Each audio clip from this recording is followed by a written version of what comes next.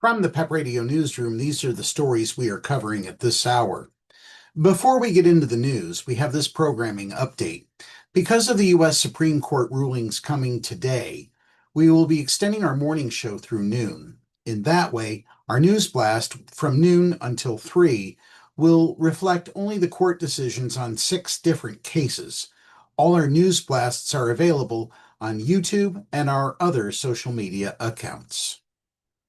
Defense Secretary Pete Hegseth criticized his former Fox News colleague Jennifer Griffin as about the worst, the one who misrepresents the most intentionally what the president says in a Pentagon news conference on Thursday. Griffin, Fox's chief national security correspondent, said that I take issue with that and defended her reporting on the U.S. bombing of Iran's nuclear facilities. Hegseth, a former Fox News anchor before President Donald Trump appointed him defense secretary, repeatedly criticized the media and questioned its patriotism for its reporting on an initial assessment of the weekend's bombing that questioned how much damage was done to Iran's nuclear program. The attack on Griffin was notable because less than a year ago, she and Hegseth shared the same employer, a news network that has seen its reputation in Trump's eyes rise and fall haphazardly over the past decade. Griffin had asked Hegseth about whether there was any certainty that highly enriched uranium was stored at the mountain bunker bombed by the United States, given satellite photos that showed more than a dozen trucks were seen there 2 days in advance.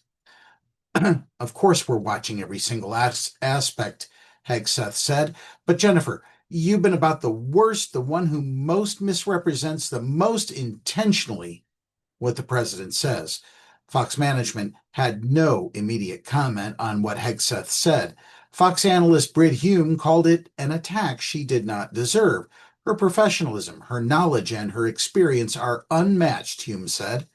Hume did seem to criticize, however, other news organizations for reporting on the initial assessment by the U.S. Defense Intelligence Agency.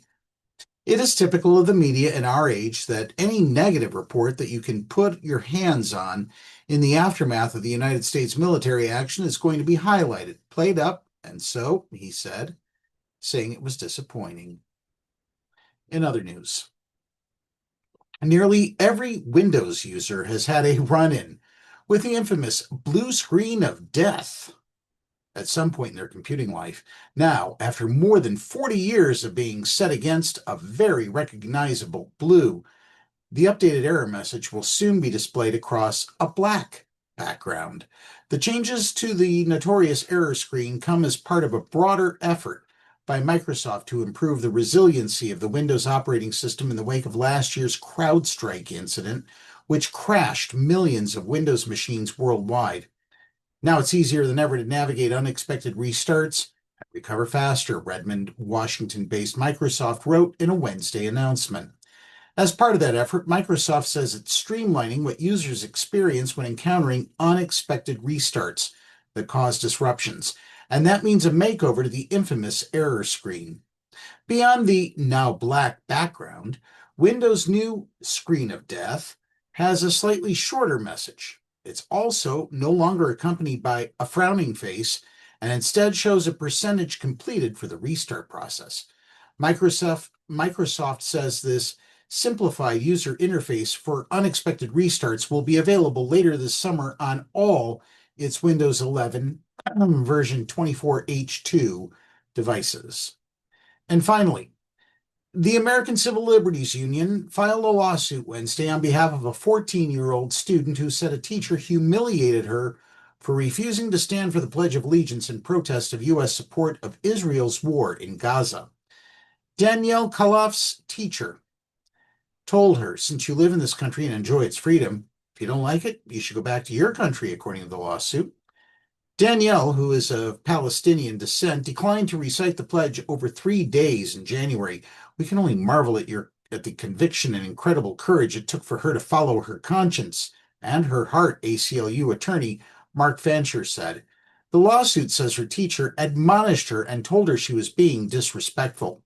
As a result, Danielle suffered extensive emotional and social injuries, including nightmares and stress, strained friendship, the lawsuit says.